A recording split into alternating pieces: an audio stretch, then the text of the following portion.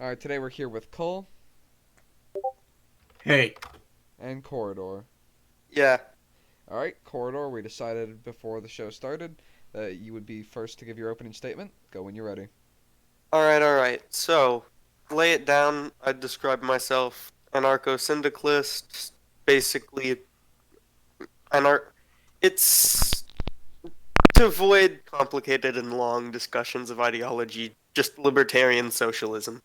I hold these or principles because I believe that we should strive constantly for a more and more egalitarian society, and that it is within not necessarily human nature, but humanity has constantly shown a propensity towards heading to a more egalitarian and not necessarily equal, but fair society in the sense of gender roles and race and shit like that. Um, yeah, I guess that's. I don't have too much for an opening statement. Alright, Cole, you have your 2 minutes. Please don't take it all up like usual. so my opening statement is I have the complete opposite opinion. I think every single healthy society has had a firm hierarchy in terms of who is relegated to the various sectors of said society. Whenever egalitarianism is implemented as the kind of humans knowing better than natural order society, we get stuff like the Reign of Terror in France. We get the Soviet Union in Russia. We have eventual loss of what makes society functional and organic to an idea that something should be better. So we're just going to implement it, even though this hasn't occurred whatsoever in nature. I don't think that it's occurred naturally over the course of human history. I think that people like Heidegger and Spengler have shown that history comes in cycles, and going toward equality is a part of the cycle, but loss of that equality is also part of that cycle. Alright, Cole, you're pretty good on your time. So, now we're going to start with the first question. Today in America, one of the biggest topics is drugs, right? A lot of people want marijuana to be legalized. Some people are even pushing it further, going with saying, legalize all drugs because then you can regulate it, tax it, etc. So we'll start with, Cole on this. Cole, how do you feel about legalization of any drugs, quite frankly?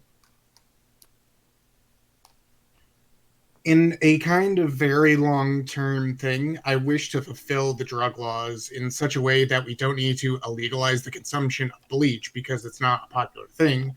Eventually, I would like it that there are no drug laws because people simply wouldn't do it. But in the short term, it's kind of silly because people are in a very hedonistic mode of risk and reward, and drugs completely circumvent just that system and kind of just overweigh the amount of risk reward benefit in such a way that people take drugs despite just the risk outweighing it completely because it overrides their dopamine centers and such like that. So in the short term, I'm for various drug laws, but if they could be fulfilled in the long term in the next 100, 200, 500 years, I would be quite happy. Alright, you have your opener where you can disagree with any of his points, etc. You have your 1 minute 30 starting right now. All right, I tend to more along the lines of agree with the idea that people right now are in no scenario, or at least within the current climate and the current context of US culture, it isn't necessarily a good idea. Like, all right, now all drugs are legalized, everyone could do whatever they want without no repercussion. However, I think there's a just really big problem with the criminalization of the usage of drugs because then that prevents people who are drug users from actually being able to seek proper medical treatment and proper help in order to get over the addiction. Um, the way in which we have our current drug laws and just generally as a culture, we do tend to view drug users as degenerates, and I would think that that is something that almost makes them only able to seek comfort within other drug users, which creates almost a negative feedback where they're stuck in a cycle of continuously using drugs because they're viewed negatively from most other people who do not. Alright, Cole, you have your 1 minute review. Unfortunately, most of the people are degenerates. Whether or not a degenerate's fall is is their own. It's debatable on a case by case basis, but they are acting in a hedonistic way, in a very maladaptive way. They are acting against not only their own best interests, but the best interests of their society as a whole. Now, yes, I don't think criminalization is effective because it's a very last ditch effort, because we should be trying to fulfill these things, making it so doing drugs is as silly to someone as drinking bleach as a pastime. Yeah, I want to go to the corner and pick up a dime bag full of bleach to chug that down. No one wants to do that. Likewise, no one should want to do drugs. But right now, they're in this cycle that's not entirely their fault, and so from that, I would highly disagree that criminalization is just something to be looked down upon. It's a temporary band-aid while we implement longer All right, solutions wrap it to up. the Wrap it up. All right. It So, is now your rebuke. all right, so it seems that you're refusing to defend the criminalization of drugs while also saying within the last seconds that you do support it as a temporary band-aid for the current circumstances. However, for the reasons I've explained, that you have, for the most part, agreed with, criminalization of that and the current culture that we have around drug users themselves is what continues perpetuating the usage of drugs from these people. So you're saying, yeah. Ideally, I would like to have a society where we need no drug laws. And sure, yeah, I'd agree with you. But you think that, hey, but continuing exactly what we're doing right now, because you implied that criminalization was good, would be the way to get people off drugs when status quo isn't really solving the problem. All right. Cole, your rebuke. I agree. I'm not saying it's solving the problem. I'm saying it's not making it worse right now. And I also agree that it's not what we're using to solve the problem by doing other things, such as having a cultural vanguard of just people absolutely refusing to well, basically putting on societal pressure to not use drugs in a very cultural sense, in the same way that we look down upon those that eat glue. We By doing that, we can fix it over the long term, but in the short term, by maintaining that criminalization, you maintain this kind of strict, all right, this is the line in the sand, you can't cross it or else we're going to come down on you hard. If you try to lower that up and say, well, it's going to be a spectrum where if you're a narco that's shooting up people in order to get drugs, yeah, we're going to get arrested. But if you're just some teen that just happens to accidentally eat a pot brownie, then you're going to get a handshake from your local mayor. No, that's not going to work. You need a very hard line. 5 seconds. All right. You now have your time. Alright, wait, two things. One, what the fuck you mean you look down on people who eat glue? Glue is fucking delicious. But anyways, uh, so what you just implied there is that teens who, like, accidentally eat pot brownies should have, like, hard-line drug penalties? Like, that's You're the one who pretty... believes in egalitarianism. Don't you think Yeah, they should have the same punishments as anyone else that does drugs?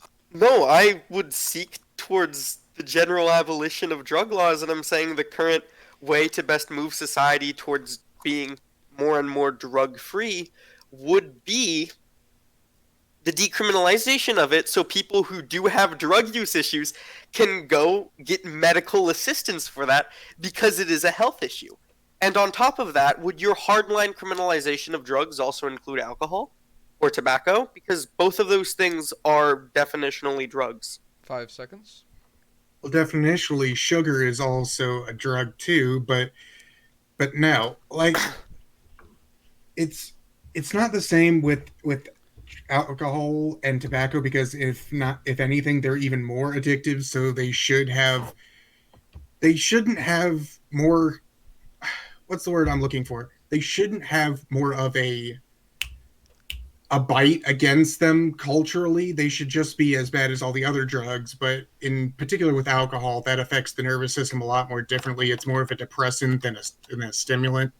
So it's a very different thing when regulating alcohol compared to the others. But tobacco, I think, could be regulated a bit more.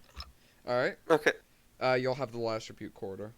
Alright, so then what I'm getting from this is that you think all drugs should be hardline regulated, except alcohol because cultural reasons. I mean, it does No, seem regulated in a different way. regulated in a different way. All right, so that seems to be more of an attempt to try to. It seems to be compromising your ideals because again, promoting this degenerate hedonistic sort of thing. While I do disagree with that sentiment, just within your ideals themselves, alcohol does kind of fall under those lines. It's being degenerate and hedonistic and causing self harm, and also negatively impacting yourself and along with society. But it at least for you, seems like it's okay because it's almost unthinkable to take the position that alcohol should be banned within our modern context. So it seems that you're just trying 10 to be an seconds. opportunist and doing whatever would agree with the most amount of people at the time. All right. Can I have a rebuttal? Sure, I'll give you one more. But the I'm not next. compromising on my particular ideals because the exception I make with alcohol is I have a very high tolerance for things with artistry. For example, I don't want to ban pornographic content because I believe there can be an artist, an artistic an artistic portion to it. The same with alcohol. I can see that there is an artistic value to certain kind of drinks that include alcohol that would change their very core concept by changing the alcohol content within them. So if people are tasting alcohol purely for the artistic merits or for a religious standpoint, then I think that's completely fine. It's only when it goes into an excess of it. However, there is not this kind of excess dynamic with things such as meth. Once you take meth, it's just as bad as taking whether it's if you only do a pound of meth in your life or you do 5 kilos in your life. There's no difference between them All right, in artistic sense. all right. The last review has to still go to corridor. You got your minute. All right, so what I'm getting here is now the position is okay, alcohol's only okay if it's in an artistic sense.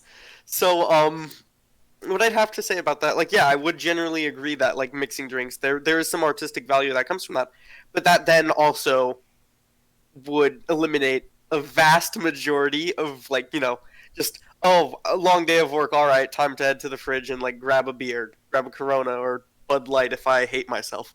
Um, I think the thing that you're now doing is trying to backtrack a little bit to go, no, no, no. You see, I'm okay with alcohol because in this very specific cases, whether artistic or religious, I think it's fine. But then you kind of let the vast majority of all the other alcohol consumption cases go. So it seems like you are also, again, against or for the complete criminalization of all drugs, no matter how they're used, and no matter if the person is seeking medical assistance to go help themselves. You have failed to answer that, which kind of just shows that you're more concerned about. I don't really know what you're really taking a perspective of being concerned about, but it just does seem that it's like drugs icky and bad, so we should ban all of them, harsh restrictions on everyone. All right. Cole, I really feel like you want another rebuttal. So do you? No, I'm pretty good with that, but I could do with just maybe like a 20-second Yeah. rebuttal. All right. Just do a quick 20-second thing. No, my artistic side, the artistic exception applies to most things within my ideology, so it's not something new I came up with.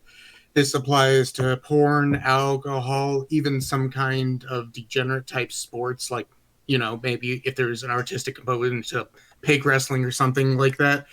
But yeah, I do think there needs to be a temporary criminalization for all drugs, and like I mentioned, my hard line in the sand. So you're right about that. All That's right. all I need to say. I'm just gonna corridor. We're just gonna go to the next question. You're gonna have the first opening. Good All first right. round. I can see you guys both have a brain, so that's pretty cool. All right. So when it comes to free market capitalism, I'm pretty sure both of you are against pure free markets. But how would you regulate a capitalistic system, or would you just completely throw out capitalism? Corridor. You will start with a minute 30. All right, so well, I have several contentions. At first, the implication of a free market.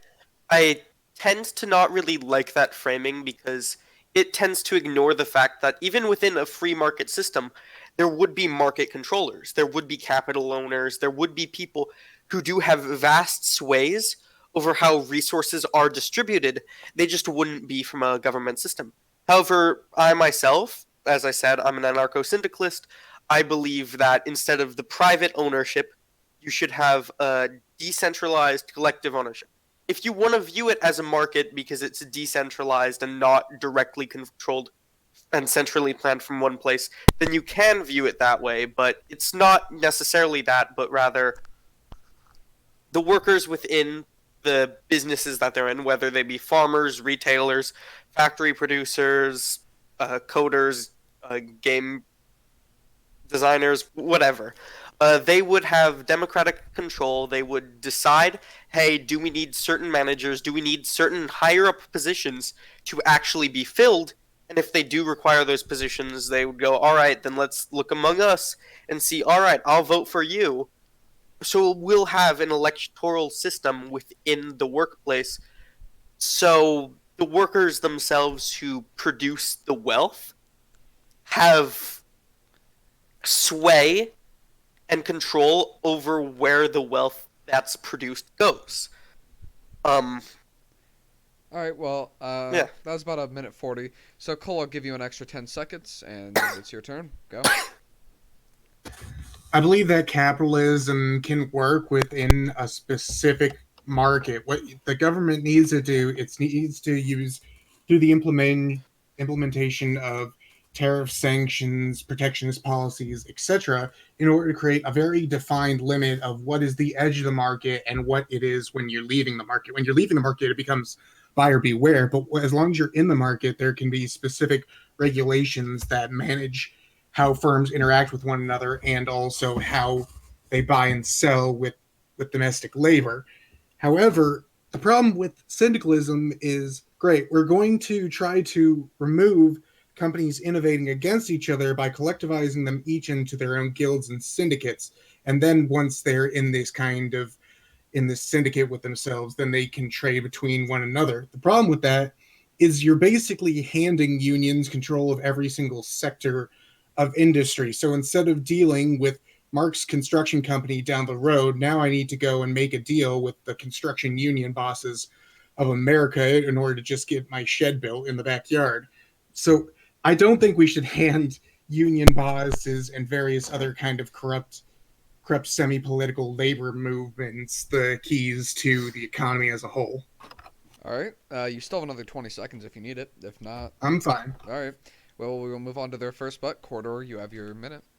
All right, so it seems that your sort of problem with syndicalism comes from a misunderstanding of it, thinking that our current union bosses, who I would undoubtedly describe as petit bourgeois, um, would become the leaders of this movement when I just so clearly described that most of the organization would come from the workers within the specific factories and workplaces themselves, which does seem to kind of be a straw man. But moving on from that, so anyways, if you want to build a shed in your backyard, you just go over to the nearest construction syndicate, go talk to one of the workers. It's like, yo, you guys want to come over and build a shed or whatever? I'll pay you, and then they'll go, hey, yeah, we can do this. We have time. So then they'll do that shit. But anyways, so then your sort of next point was, or going backwards, was removing competition. Which I would say the issue with that is it doesn't necessarily prevent competition from going. Again, innovators and innovation can exist under. Innovation and innovators can exist under any system. And in fact, you see many great innovators tending towards socialism, tending towards other left-wing ideologies. Not necessarily my ideology, but even other ideologies that would share this criticism from people like you. Say, Albert Einstein, for example, which, without a doubt, he was an excellent innovator and provided many new creations and innovations towards mankind. In fact, I would argue that capitalism that deprives people of resources 10 seconds. is what hampers innovation. When you look at people like Nikola Tesla, for example, they produced so many great inventions, so many wonders for our world that we currently use now. All right. But basically, they were deprived from doing that because they lacked the resources. All right. So I gave him 2 minutes and 10 seconds just because I really wanted to hear what he had to say. So Cole, you now have 2 minutes and 10 seconds for your first rebuke. You seem, first off, I completely understand syndicalism, especially from the lens of nationalized syndicalism, because even for my own show, I did a review on the 26 points of the National Syndicalists of Spain, and I'm also very familiar with left wing syndicalism as well. But on the next thing, you are the one that has the misunderstanding of what innovation is. In an economic sense, innovation is a change in the way a business practices so that it competes better in a market. Innovation isn't when you create a new invention or a new product. It's how you conduct yourself within a market. The way that, say, Amazon using drones instead of traditional drivers to deliver packages. That's an innovation. Whether it turns out to be positive or negative with their market share is a different story, but that itself is an innovation. If you have all the various companies within a particular sector of the economy working in a syndicate, there is literal, by definition, no innovation between them. They're all going to have the same democratically elected processes of how they're going to conduct their business. And again, you're not, for the example of the shed, you're not just going to go to your local person and say, "Hey, can you do this?" If that person did it, that would completely neglect the concept of collectivizing the labor. They would have to go and they would have to submit a form to their localized industry of, "Hey, such and such wants such and such. Can we allocate resources to provide such and such?" And that would have to go through all the higher ups.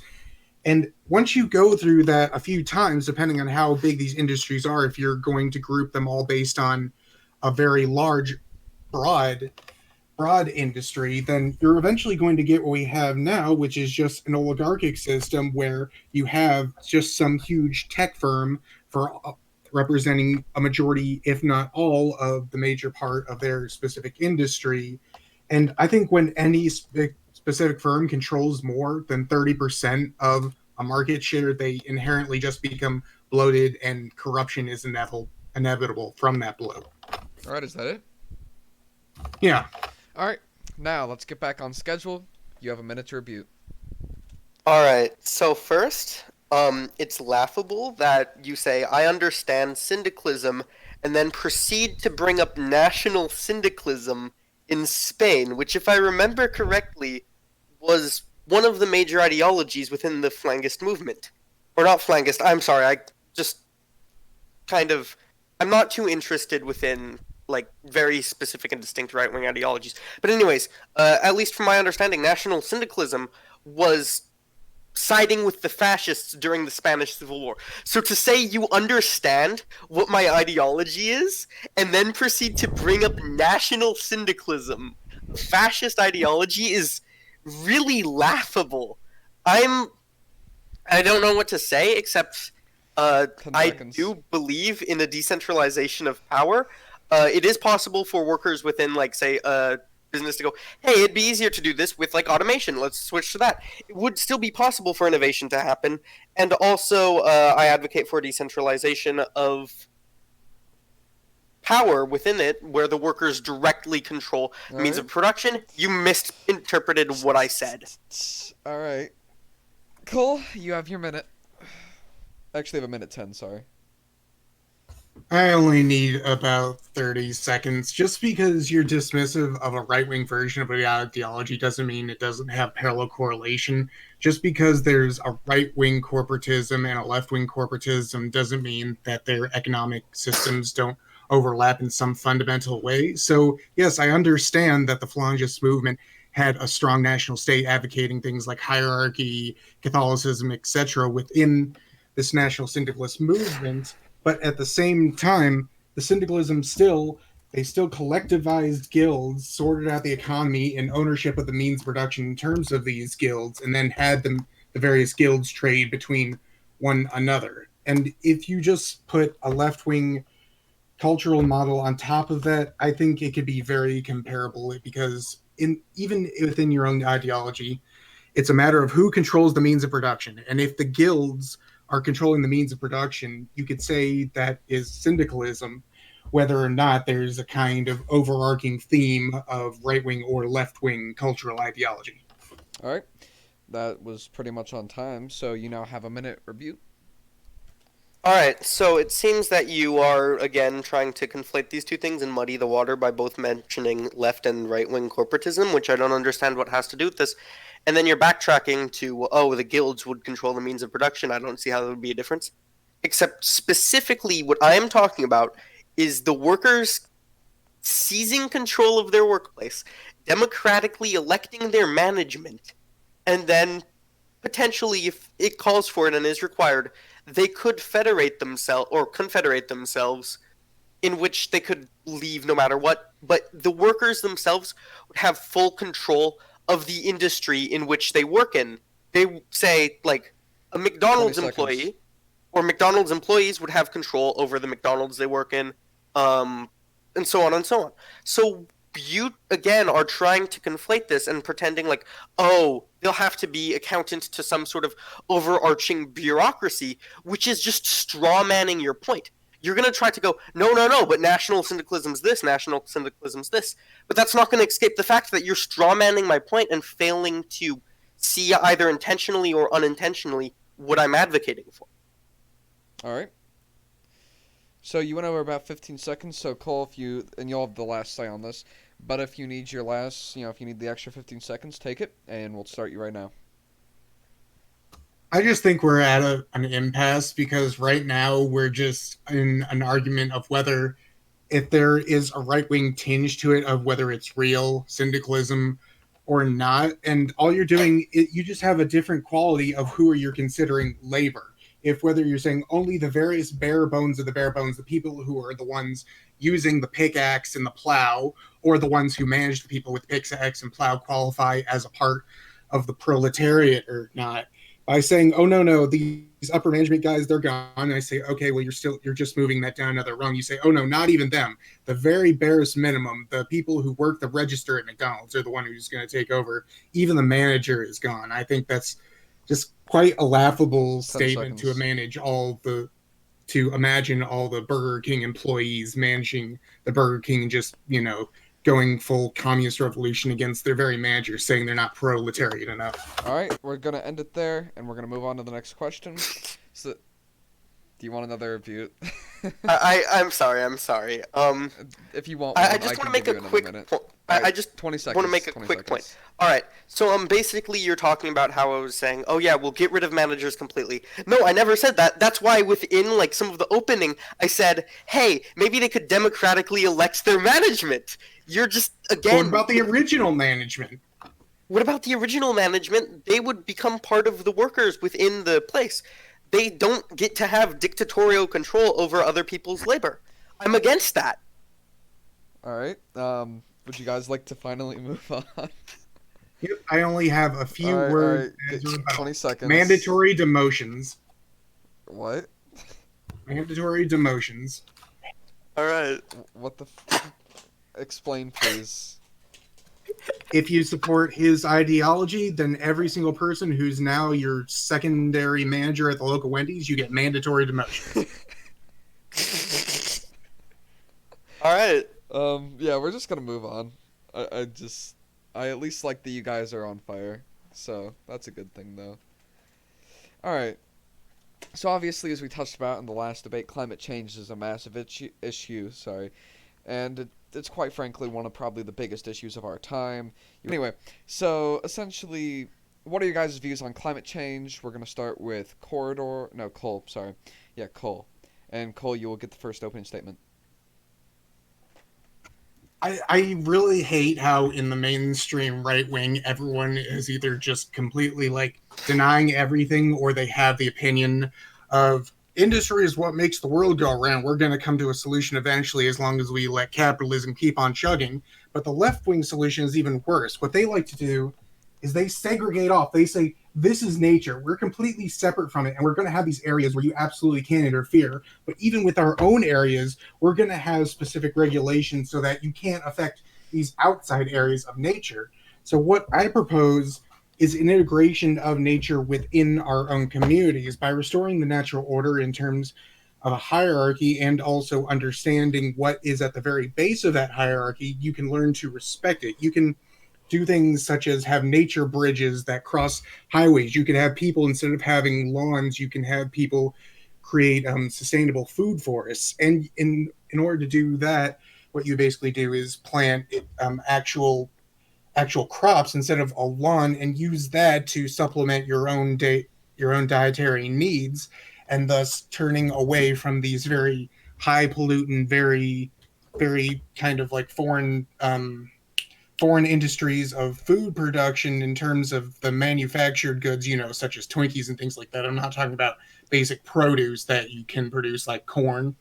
It it's just kind of, I think, a very organic thing, for lack of a better word, to implement All within right, your 10 own seconds. society 10 if you have seconds. the will to actually do so.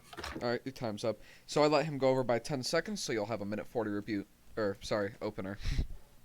All right, so I would tend to agree that there is lackluster lackluster approaches towards handling climate change in both the mainstream right wing and also liberals. Liberals, as you were saying, do tend to try to go, okay, this is what nature is. This part over here is nature, as opposed to, again, taking a rather more holistic approach, view in which many indigenous peoples and many communities do take, which is, yes, we are integrated with nature. We are part of nature. We need to acknowledge this and we need to live our lives in that way. So, to that extent, I think we agree, for the most part, that climate change is bad and that we should seek towards a greater integration between our lifestyles and nature. However, your take on nature is that, oh, nature is a large hierarchical, like, society where we all, like, follow the big man or whatever. But what again, I'm not advocating for this because it's because it's natural, but you have to admit that there is a natural aspect towards egalitarian. For what, about 2% of human history is what you're looking at for when you're determining these hierarchical structures. For a vast majority of history, when humanity was hunter gatherers and shit like that, we were egalitarian. We 10 lived in seconds. egalitarian societies. For a vast majority of Native Americans, they lived in egalitarian societies. 5 So many seconds. people lived within egalitarian societies, and to pretend it isn't is kind of ignoring. Your time's up. All I'm right. sorry. I'm sorry. All right, Cole, you have the first rebuke. No, this notion is absolutely ridiculous. Like I mentioned earlier, history is cyclical. We have periods of egalitarianism and periods of hierarchical structure, and when that main change, where it tended toward be mostly egalitarian, was this area after the French Revolution. But to say there's no hierarchy in nature is absolutely just stupid. You have even once you get into the mammalian class, you almost have a very rigid hierarchy, but outside of that, you have a very loose hierarchy. In terms of what hierarchy means, is recognizing that those below you, without them, you can't live, and without those above you, you have no focus on how you should live. That is what the very essence of hierarchy is. So rabbits, they even have warn mothers, they have various things like this. Wolves, they have pack leaders and everything like that. And whenever you go and say, oh, we lived in a more egalitarian society, no, the patriarch of the family was the tribal leader. If you did something and say your say means absolutely nothing compared to this foreign outsider who we let come in and just trade with our goods, that it's absolutely madness to say that the majority of human history, let alone the majority of history, since that very formation of our planet from a gaseous remnants of the sun, it's absolutely a laughable thing. Okay, I let you go way too much over there. I really should have just told you to shut the fuck up. Yeah, sorry. Ken. Yeah. So you get a 30-second or minute 30-second rebuke now. Go when you're ready. So, all right. Wait, me? Yeah. All right. So again, just saying that and repeating blindly that history is cyclical because, like, some book told you is kind of idiotic because it does ignore that. Again, for a vast majority of history, living in hunter-gatherer societies. I'm not talking about, like, oh yeah, we're tribal and we're gonna go, like, I don't know, like, invade Rome or some shit. No, I'm talking about, like, fucking pre-state or tribe societies, just, like, going around and hunting and shit. But anyways, what I tend to want to more challenge here is your notion that hierarchy is acknowledging that without those below you, you like can't live, and without those above you, you have no means to like decide how you're gonna live. That's kind of at least demeaning. Like I would agree, there's certain aspects in which we can't live without, but like to act like we can't decide our path forwards for ourselves is, I mean, pretty like submissive. Is that Like all? I don't.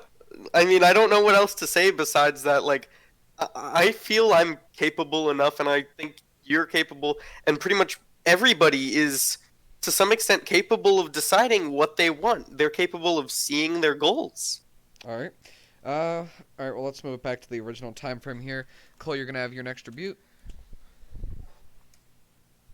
All right, but the problem with that is that notion arose from the Enlightenment period, and as as Demaster even pointed out, that that's not the case. When people left to their own devices, tend to stray towards chaos, towards self-destruction, without a proper with a proper alignment towards what we know to be true, without things that we know that works.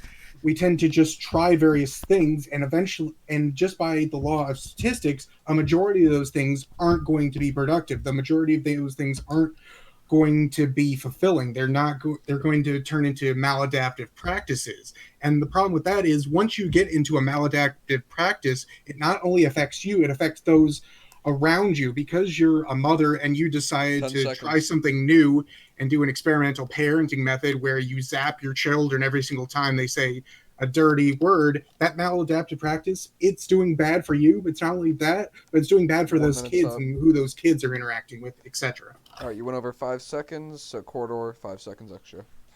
All right.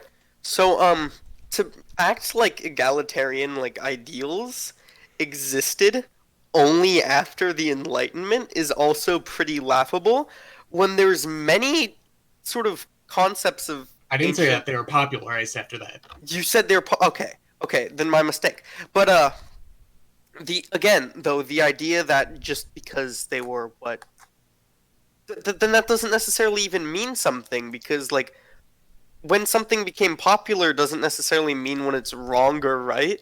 And what I was gonna get at is you could find the egalitarian uh sort of movements and ideals. Again, you didn't really answer that within prehistoric societies there weren't 15 really seconds. formal hierarchies, but also you could look towards like ancient Greece and China with plays like what I forget one of them, but then you have philosophers like Lao Tzu who were in a sense advocating for a sort of philosophical pseudo or pre-anarchism. All right. Well, that was pretty much your time. So, all right, Cole, you're gonna have one more rebuke, then last rebuke to corridor. Start when you're ready. This notion is just kind of ridiculous. Every single archaeological find that we see that comes from pre-contact civilizations, and even our own civilizations, pre Roman Empire, pre even Greek Empire, we find that people align themselves into natural hierarchies. They may have an egalitarian system in a comparison, as saying we are nothing before the gods, or we're nothing compared to this great foreign invader or something like that, but they still say my father is my leader, I respect my mother, and so on and so forth. And even among brothers, the senior brother was always put at the head of the household once the father dies. You can't look at all these ancient societies in the various places, 10 especially seconds. in northern India and China, and Confucius, not exactly a contemporary, but a somewhat comparable thing to Lao Tzu, advocates the hierarchy as a natural order. So you can't say that this foreign wisdom came up with this without having some challenge and pushback to it. All right. You went over once again another 5 seconds. So we're gonna move on to the last rebuke. Go on. All right, I'm not necessarily saying that foreign wisdom came up with that, but what I was saying was that there's been a general push towards non-hierarchical structures. And again, whenever you challenge me on prehistoric societies having no forms of like formal hierarchy, what you end up doing is like pushing back to empires that existed. like the establishment of ancient empires and these ancient, well, feudal states, tribal societies, whatever you want to call them, that only accounts for 2% of human history. That only accounts for 2% of the time we've been on Earth. Or roughly 2%. But it ignores the vast majority of the other time in which there weren't formal hierarchies that existed, and which there is more anthropological evidence to suggest that it was a more egalitarian society than there is evidence to suggest that it was a heavily hierarchical society. All right, Cole, do you need a 20-second extension, or do you want to just move on? I just wanted to ask a single question. Where on earth are you getting this? Where are you getting your evidence from that say that tribal chiefs were not a thing? I just don't understand how that notion could be came to. Okay, corridor. I'm gonna not give you a minute. necessarily saying that tribal chiefs aren't a thing, however, I am saying that it was an egalitarian society. Egalitarian doesn't necessarily mean that, like, yep, no, there's That's what literally egalitarian means. no, People in no, rank. no, advocating for a more egalitarian society. I was saying that it's organized in a principle that is more focused on equal involvement, and it's more focused on what is it? Not equal involvement, but more leveled hierarchies, I guess. More in the sense of, compared to the hierarchical systems you're advocating for, just like some tribal chief who's followed because he's respected by everyone. Everyone's like, hey, yeah, that guy like knows how to survive, and hey, we could follow him, and if he messes up, well, then he'll be fucked. And to try to compare All that right, that's to what you're guys, advocating guys, for guys. is kind of idiotic. So, I'm just going to. I'm gonna shorten these questions by getting one of the rebuttals, because yeah, we're kind of biding on time here. So, next we're gonna move on to homosexual marriage, such as I guess lesbians, gays, literally just any non-regular marriage. Cole, you will have the first start. Go when you're ready. I'm completely against it because, again, this sprouts out from the hedonistic culture of doing what's pleasurable, and marriage is it's ingraining your family unit within the overall context of the society. You can't have a family unit without being able to produce the second half of the family unit, the which is the next of kin, which is the person who's going to inherit the estate after that, inherit what your family stands for after that. If you have homosexual, transsexual, any kind of other marriage besides the in principle man and woman, then it simply just doesn't work. It's not a family unit. It's trying to insert a round peg in a square hole. It doesn't work. You have to change something fundamental about it in order for it to pass. And without that, you just simply don't have a family unit anymore. All right. So I'm just gonna cut this down to a minute as well. You have your minute for your opener. All right, so at least from what I'm understanding is the claim that the family unit is pretty much just blood relatives and spouses, which are, but specifically male and female spouses. Um, so specifically, I think that you could definitely take issue in this does tends to be a more like feelsy argument of like, oh, I think it comes from hedonism. I think it comes from like people like engaging in like just seeking out to gouge themselves. When you can observe that there have been genuine homosexual relations between people. This I don't even know why you brought up like transgender people, because this frankly has nothing to do with marriage or gay marriage. But it seems that you are 30 seconds. just going off of, I don't like what it does and I think it breaks down the family unit, which seems to be imply that you cannot form close bonds or close connections, that you can't consider people to be family with them not being like blood related or your spouse. Okay, if I could just make one clarification. So the question is not just gay traditional marriage, like such as a regular homosexual male or homosexual woman. So what I'm trying to explain is that essentially, right, theoretically you could transition to a male and then you could marry another male, all right? So that's I think why he brought up the transgender thing, and that's just Okay. it's a very wide question. I just wanted to clarify the entire question because I didn't know if you fully understood it. All All right, right. All right. Cole, your first rebuke. You have a minute. The thing is that you just simply can't abolish the family unit. The family unit is the fundamental building block for society as a whole. The idea that came with the Enlightenment was the individual is the smallest unit that you can get to, but the problem is the individual. It's not self-perpetuating. It's not recursive. It's not something that will continue ad infinitum. The family unit is something that will continue infinitum. It's something that leaves space and time. Now, the components of it don't leave space and time, but what happens with the family unit is it reproduces itself. It perpetuates its own existence and thus the existence of the society. The society is built up of all these various family units forming greater extended families which integrate into the overall society, and that's what continues on with society. If you break down the family unit, then you have no way for the individual to become a part of his wider society, except in purely materialistic terms by how much he buys or sells. And that's no way for a person to live by pure materialism alone. All right, I'll let you go over by 15 seconds there, so I'll do the same for you. Head on when you're ready.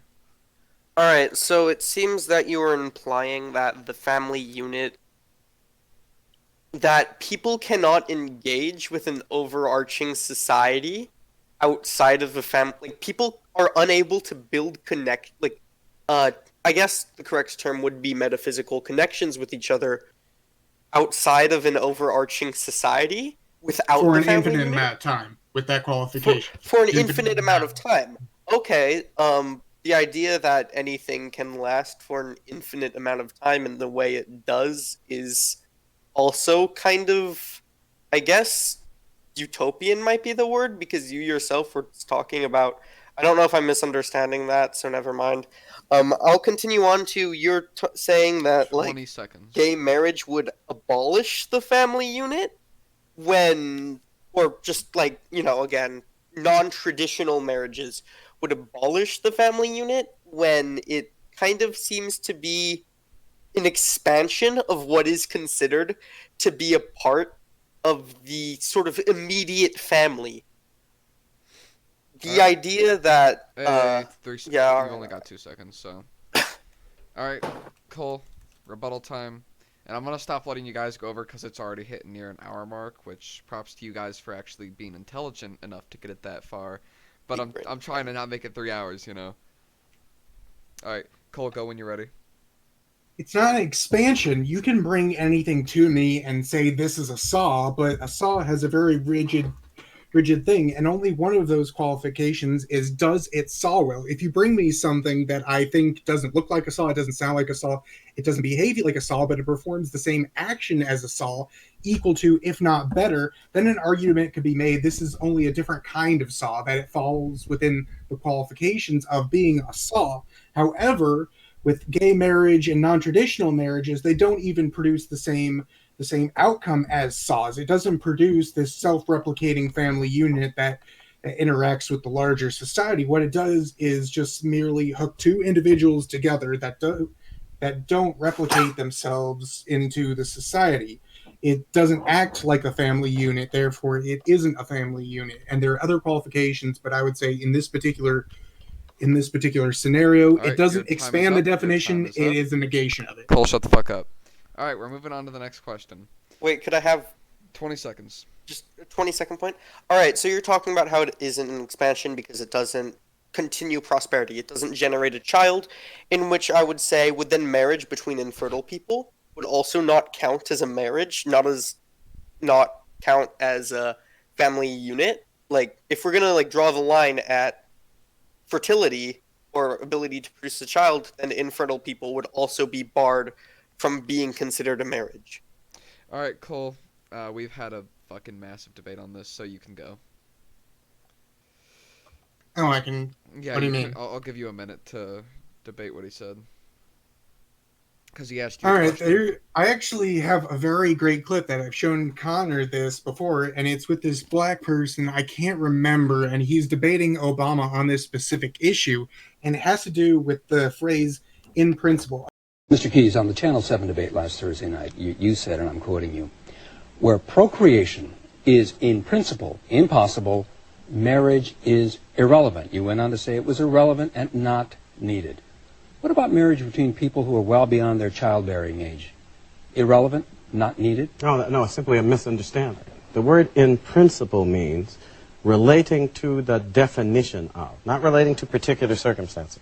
So if an apple has a worm in it, the worm is not part of the definition of the apple. It doesn't change what the apple is in principle. So the fact... It retains its appleness. It retains... It retains... To act as if concepts are laughable means that you want to be irrational. Human beings reason... You said Let me it finish. was irrelevant Human and not needed. beings reason by means of concepts and definition. We also make laws by means of definitions. And if you don't know how to operate with respect for those definitions, you can't make the law. An individual who is impotent or another who is infertile does not change the definition of marriage in principle. Because between a man and a woman, in principle, procreation is always possible. And it is that possibility which gave rise to the institution of marriage in the first place. As a matter of law, it's still as a matter of law possible and in government. principle.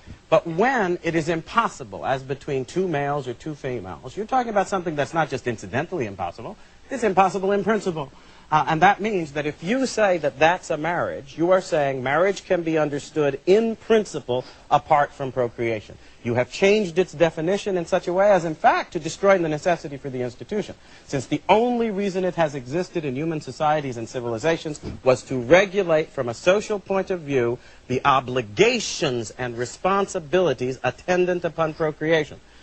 So when you start playing games in this way, you are actually acting as if the institution has no basis independent of your own arbitrary whim. Marriage in principle is a man and a woman who produce children. Now, there can be various circumstances in which that doesn't happen anymore. However, those are exactly what they are, circumstances. They're things that are either unforeseeable or they're a deviation in the system that doesn't negate the existence of the system itself. However, it's merely a single exception to it. Just because a worm is inside of an apple doesn't mean that we change the idea of what an apple is. In principle, an apple has certain qualities that are immutable and unchangeable, regardless of the exact circumstances of existing apples. All right, I'm gonna just guess that you want a 30-second response.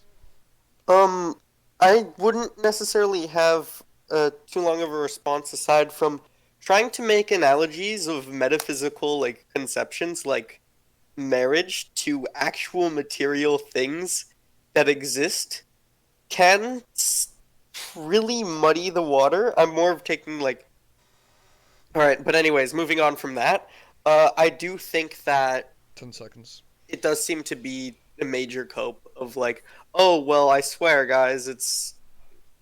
Alright. Let's move on to the next question. What's physical? What's material about a marriage? It's conceptual at the very lowest. Yeah, I'm saying marriage is conceptual, while apples are... And concepts are a part of the metaphysics.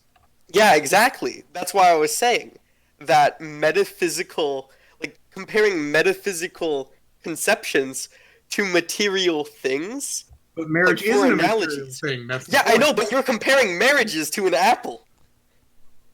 I'm comparing the metaphysical concept of what an apple is and saying material circumstances of apples don't negate what the metaphysical concept is. Okay. Same with Alright, we're moving on to the next question. Fuck both of you. Alright. We're moving on. Alright, fuck you too, pal. Love you. Come over here. Alright. Now that we're moving on to immigration. So, this question is both legal and illegal immigration. Where do you draw the line in the sand for legal immigration? How do you feel about illegal immigration? And what are your views on it overall? Cole, or no, actually, sorry, that'd be Corridor's question to start with. Go when you're ready. All right, all right. So I would say that in terms of immigration, I would tend to advocate for more Ellis Isle style immigration. I'm not too well read on the specific policies that I would like to enact. Okay, I don't know what that is. But I'm not too well read on the specific policies I'd like to enact in real life. Or not in real life, but I'm not too well read on the specific policies I'd like to enact. But I do have a general conception of my idea is tending towards, hey, we should let people in and we should kind of cut the shit that we're currently doing at the border, because I think it was something like 92% of the cases of illegal immigration show up to their court date when they have legal representation. So I do think we could stop the camps that we do have set up, and that we can go for a more looser approach to immigration. All right, is that it? Yeah. All right, Cole, you'll now have your opener. Yeah, I actually wrote a very good article on this exact subject. I believe immigration it's not a thing that, how can I phrase this? It's not something that's desirable for any country. I wrote an article called Immigration as a Means for Soft Warfare, in which you can build a very predictive model that shows that various countries can send immigration waves to others in the means of either inflicting their economic or cultural direction as a means to try to increase relations with their host. I mean, not with their host, with their original country.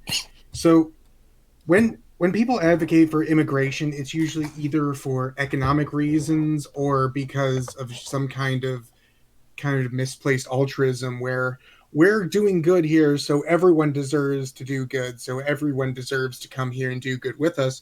However, by changing the very core composition of that thing that's doing good, Sorry. you inevitably make it something different, and thus not ensuring it will 20 seconds. continue to produce these good results in the future. Hey! You now have your 1 minute rebuttal. Go when you're ready. All right. So I'd be interested in reading your article if you could send that to me after the debate. But in terms of what I take into contention right now is that equating immigrants, I assume you're applying this to most, if not all, forms of immigration.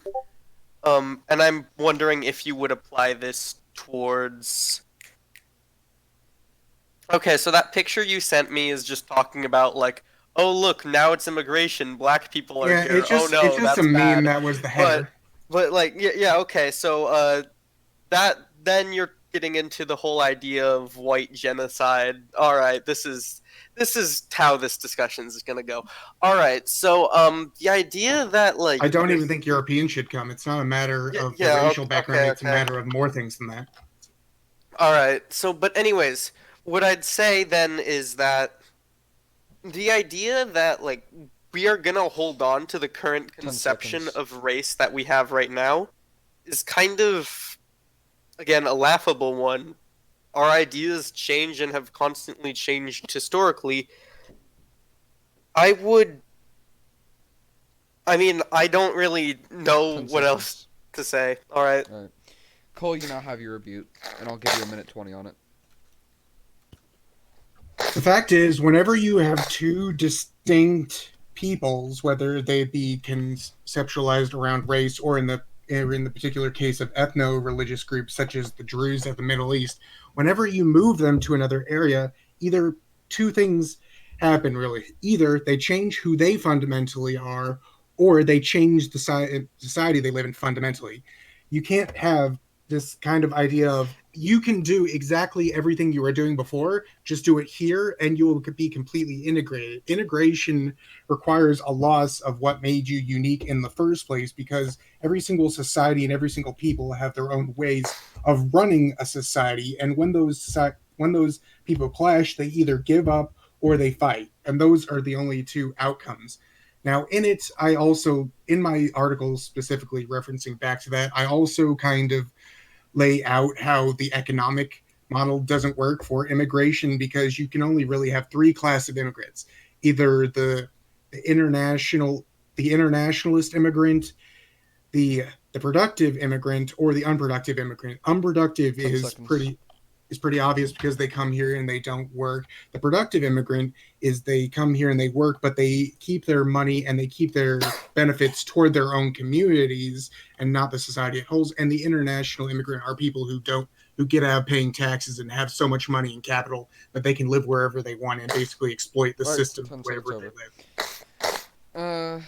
We're going on to what is going to be the second to last review. All right, you've got your minute.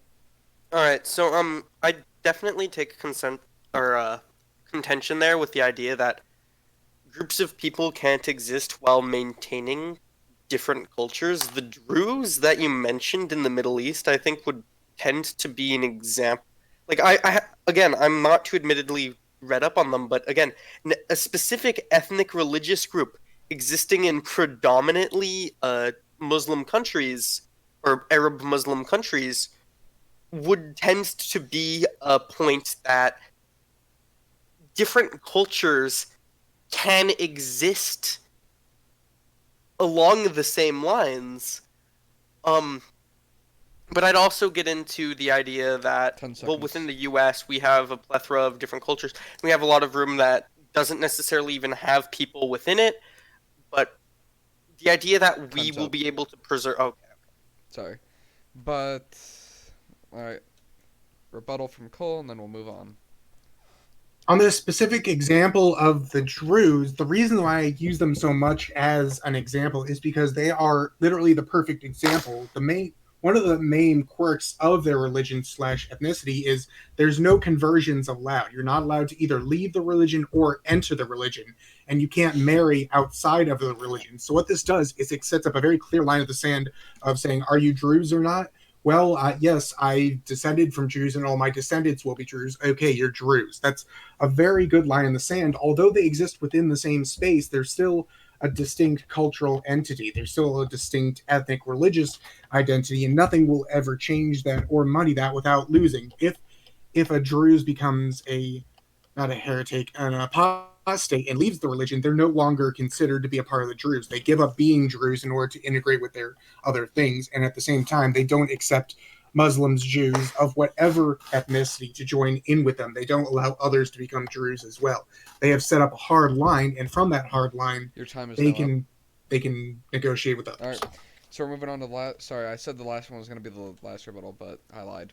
Corridor, you get the last rebuttal. All right. So again, thanks for educating me about the Druze. It is something interesting that I'll also check out more after this. But again, I think the point still stands though, where you can have several different cultures existing near each other, in which I agree that the cultures will change. But that's also ignoring the idea that cultures don't naturally change and evolve and change to better shape the world that they exist in. I think that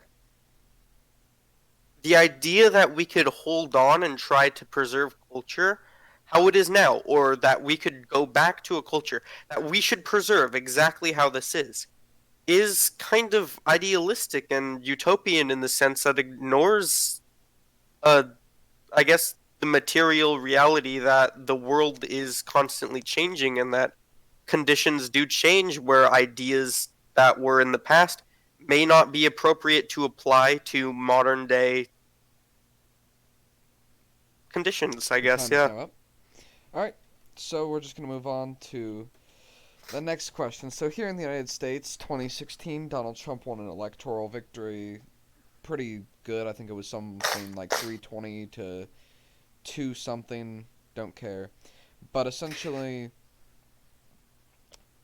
a lot of people since then, because he didn't win the popular vote, have stated that we must abolish the Electoral College, and the Electoral College is bullshit because it doesn't represent the popular opinion of the country, and it's not democratic. Cole, we're gonna start you off on this, or actually, sorry, Corridor will start off on this question. You have a minute 30 for your opening statement.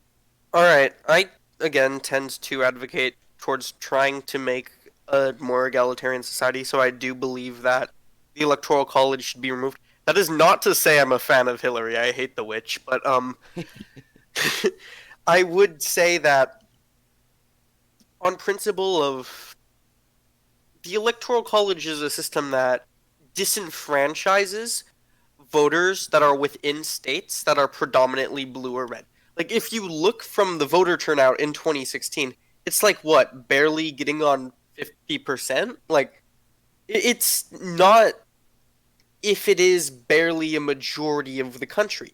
And part of why I think that is, along with other things, but I think it's because people say within states like California that are predominantly blue states go, why bother voting in like the election when it's just guaranteed that the major population centers within this state will vote in favor of like 30 the seconds. Dems, or like the major population areas in Texas would vote uh red. So it in a way disenfranchises all voters, and I think in order to work for a more egalitarian and a society in which 10 people seconds. have a say over how they live, we should abolish the electoral college. All right, Cole, you also have a minute 30 opener. Go when you're ready. In my ideal society, it's not something that I would have. I would want a more pyramid style approach to what people would call democracy. However, in the current system, the electoral college, what it's made to do, it's made to say it so people in highly populated areas, urban areas, don't have an overwhelming control over what people do and say and live in low populated areas. So, for example, a very, very common and obvious low population job is a farmer. When you live on a farm, you live in a very low populated area because, of course, you have all the farmland. Now, all the people that live in apartment buildings where it's the highest person per acre breakdown, when they say, okay, we obviously don't need a shotgun in an apartment building because I don't have to defend myself from predators. I don't have to worry about a person invading and the police being 3 hours away.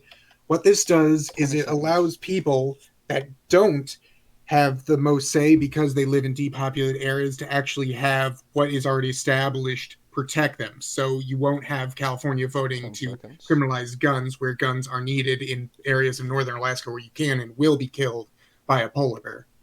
All right. Now you have your minute rebuke. Go when you're ready, Cord.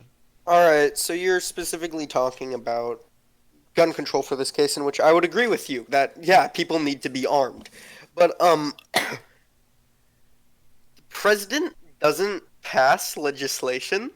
Like the electoral college is referring to the presidential race. The idea I that the never president, said it did. yeah, exactly. But then why are you bringing up gun control? I mean, even Because right now, if it was put down to an exact vote of majority versus minority, gun control would pass completely. As in okay, all yeah, guns. okay, yeah, sure. I'd say society does need to change in that regards. However, currently we're talking about the electoral college, not general consensus on policy. Um, and also your equation with democracy and centralized democracy is also kind of worrying, I guess. But yeah, you seem to think that Your time is up. we should have the Your time's electoral up. college because president. Okay, sorry. It's fine. Cole, do you need the extra 3 seconds? No, you don't. Fuck you. No, I'll let him continue his rebuttal, Oh my but only after a 20-second elaboration. Okay, 20-second The, elaboration. the reason I'm conflating the Electoral College with policy is because the Electoral College represents a compromise that happened at the very foundation of our country, where all the smaller states were worrying about these large, highly populated states overruling them, and we implemented things like the Senate. When you open the can of worms of we want to abolish the Electoral College to make the highly populated states have their equal say of how populated they are, you eventually get into the argument of should you abolish the Senate of just 2 senators per state and every state having an equal say. All right, good enough. You can continue your rebuttal, I guess, but I'm taking that as one of Cole's rebuttals. All right. So then I guess that would then put you in a slippery slope argument where, say, if we're like, oh yeah, we should abolish this uh elect electoral college, and then you go, oh no, but I don't want to abolish the Senate. Like those are two disconnected points. And I agree with you that within our current society, within current USA, yeah, we should have the Senate because it allows for some degree of federal power or some degree of delegated power. But equating this with the electoral college, like if you have no actual arguments of why we should keep the electoral college other than, oh well, we shouldn't abolish the Senate, then that's kind of ridiculous. All right. And there isn't really a point that I could make against that. All right.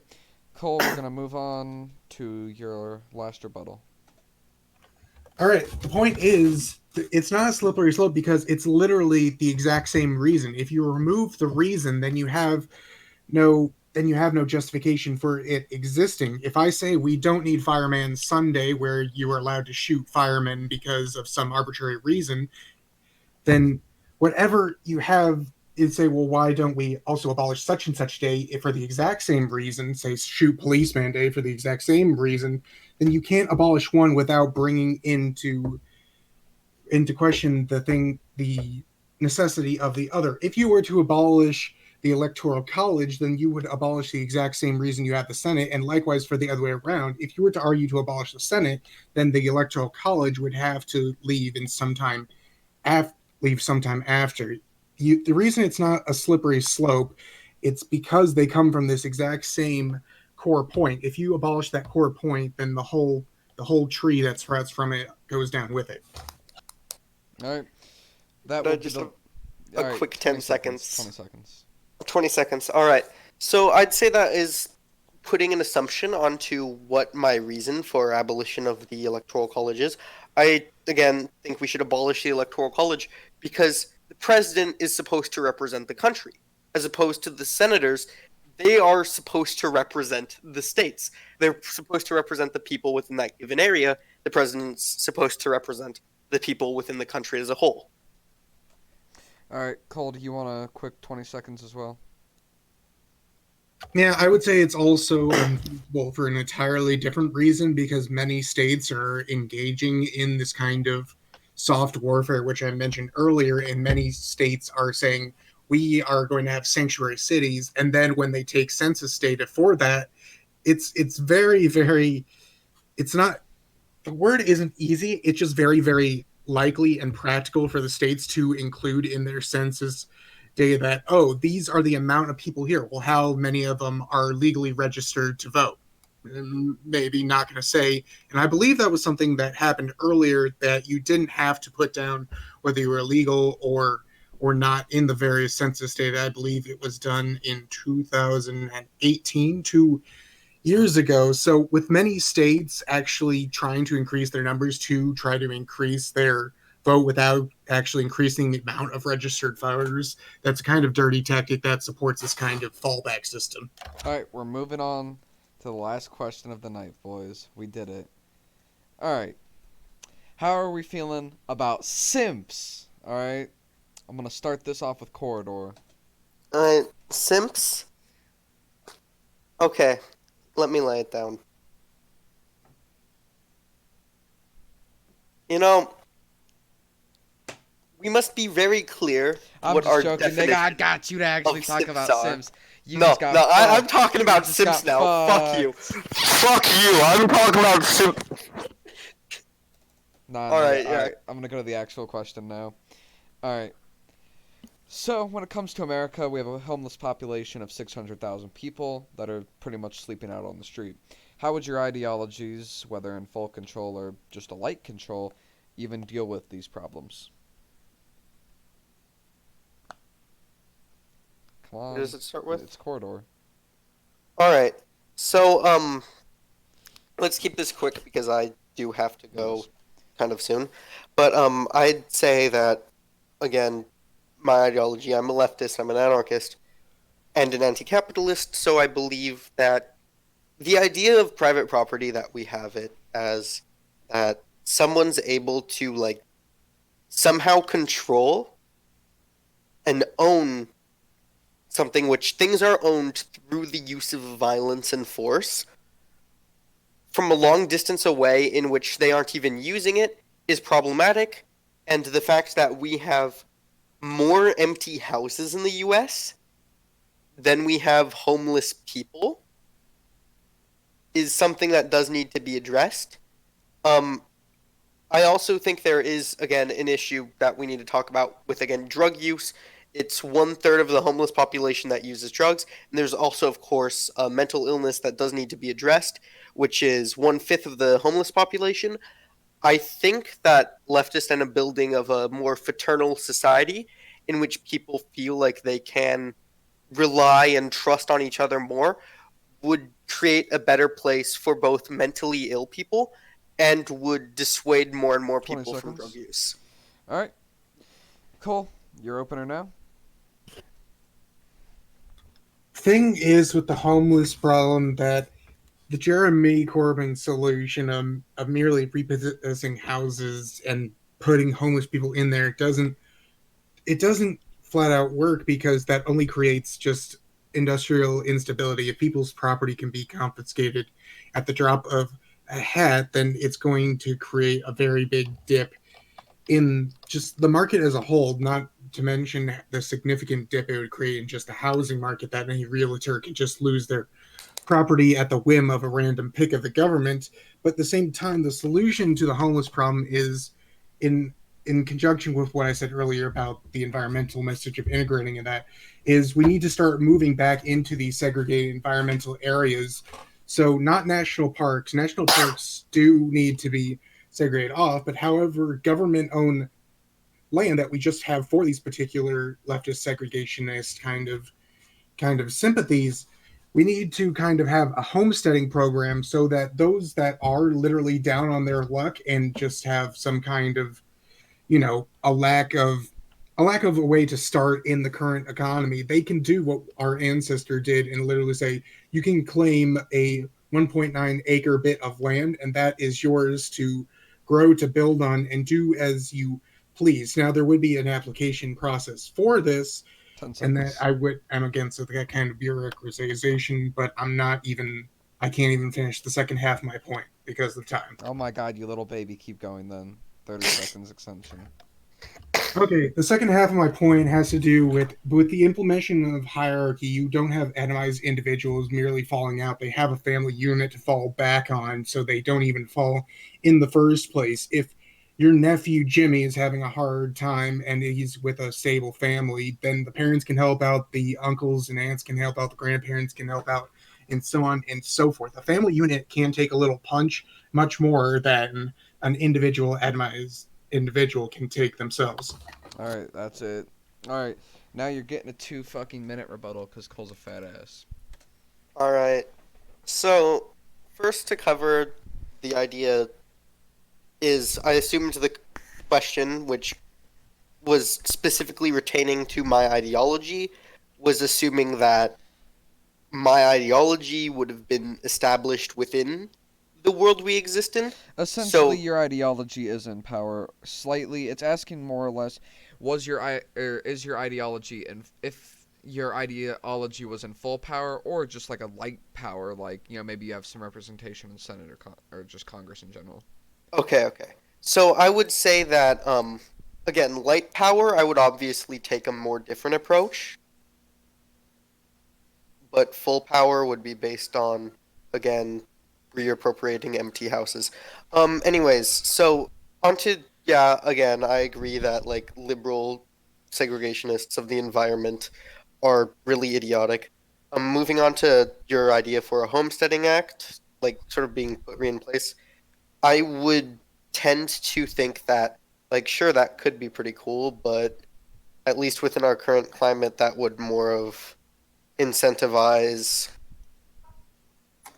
It could potentially incentivize homeless people or homelessness, especially in a situation where people feel that, hey, there is not necessarily upward mobility, and I don't necessarily own too much land and I'm renting out a house. So how about I become homeless and then try to like actually own some land? As for the family unit to fall back on, so many reasons why many people are homeless is because they lack the family unit to fall back on, which I do think it's a problem, but part of the cause of that is I know the reason why there's a disproportionate amount of LGBTQ people within the homeless population is because 10 their seconds. family abandons them because of their uh, gender or sexual identity, which, yeah, that is 10 more something that needs to seconds. be addressed, and I do think we should work towards creating more fraternal and communal society in the sense of people feel like they could rely on more than just their family All right. that's directly related by blood. Cool. Ooh, sorry. I just stubbed my toe and that hurt really bad. All right, Cole. We're going to give you the last rebuttal of the night. Your time starts now. I would like to say I'm glad you agree with me on the family unit and what you bring up with how a homesteading act could encourage homelessness that isn't something that is foreseeable. If you have a proper application process, it's not a matter of people giving up a little thing they have to get a 1.9 acre homestead out in the middle of the woods. You're literally giving up a being a part of a metropolitan area to go out into these very remote and segregated not segregated, remote and separated areas from the rest of society. A homeless person, they can't beg out on a homestead. They have to literally work just to survive. If a person says, "I'm just going to be homeless on my own personal 1.9 acre of property out in the middle of rural South Dakota," then they're going to have to either stop being homeless for the next 3 days or they're going to die of dehydration. I'm not talking about giving up New York State Park. I'm talking about giving up the Corps of Engineers property that people literally only visit maybe once every 6 months. All right. You've got a minute 20 to respond.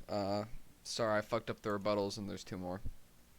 Okay, wait, could we try to like lower them down to just a minute? Yeah, let's go with a minute then. All right, so I would tend. Well, what I'm more getting at isn't that, oh, homeless people who already exist won't work on them. What I am getting at is people who are currently like renting, working a 9 to 5 job, would be in a situation where I could honestly emphasize or fuck it. They're in a situation where it could look better to, hey, maybe I could like get me and like see if a couple other of my buddies would be interested in. We could go out, like, get a large acre of property that we could like work on to try to make our own life. It would be seen as an out for like the sort of urban hellscape that many people are trapped within today. I'm That's also sort of conflating that like homeless people don't work, which there is. I think the statistics was 54% reported engaging in wage labor within the last year, while it was something around 48% reported engaging within some form of income or generation within the last month. All right. Yeah, so that's about it. All right. And the last rebuttal will actually go to Cole, so if you need it, Cole. If not, I don't really need it, but I would just like to reiterate. I said 1.9 acres of land, and that's barely nothing. And that's my base for just a single individual homeless person going out. And this goes into the very specifics of the Homesteading Act I would implement. But based on the number of people within your family unit, you could increase that acreage you have. But 1.9 units, it's enough to live on, but it's not enough to really thrive on. And that's the point. You're getting people back to a point where they can actually live and maybe get just barely enough so they can start saving to create a family with another homesteader. But it's not enough to actually get a step up versus the basic wagey labor you find in cities. all right. So it's now closing statement time. I'm just gonna give the hats off to Corridor. You've got a minute. All right, so basically, I want to reiterate that societies have existed in more egalitarian nature than what you're currently advocating for, and pretending that what you're advocating for is natural is, again, ignoring most of history. I would agree that there were chieftains and that there have existed, in a way, very, very rudimentary leaders. However, rudimentary leaders isn't necessarily the pyramid-style democracy, at least if my understanding of what we're talking about is correct. Is I'd also like to reiterate that my idea is to constantly work towards a more egalitarian society, regardless of if it's I'd say natural to human tendency as a whole, because it would be something that would be more just for humans to engage in a situation where people can more view each other as equal and more see that they can rely on upon each other. Um, Is that it? yeah. Other than that, I thought we might have got into some more spicy topics. It'd be interesting to have another shit like this again. It was fun talking to you, my dude. Well, I will make the statement. If it gets a 50-50% on the poll when I post it, I'll bring you guys in for a round motherfucking 2. Okay. Don't I Alright. get a closing statement? Yes, Cole, you get your closing statement, you big baby bitch. All right. Now, egalitarianism is just flat out not the solution to many of life's problems. By being equal to someone, you neither gain nor lose anything. If you're below someone, then you have something to strive to. If you're higher than someone, then you have someone to help bring up. I'm not advocating for a rigid hierarchy where nobody can ever get the leg up on anyone else just because of their birthright. However, birthright does have an important part to play within hierarchy, but shortcomings does lower your rank on the hierarchy. And the very fundamental basics of hierarchy, which you can look through pretty much any single society through the past 10,000 years, 20 and there are seconds. people that lead, there are people that act on behalf of the leader, and there are people that do what the leader needs to be done in order for the society to function. That's the most bare bones hierarchy that you can get. People below you, you need to live, and people above you have a path for you to go. That's the very essence of hierarchy, and I think that's the solution, not egalitarianism. Your time is now up, partner. Cool. Cool. Well, boys, it's been a great debate. Like I said, 50-50 on the poll, round motherfucking 2. Alright, have a great night.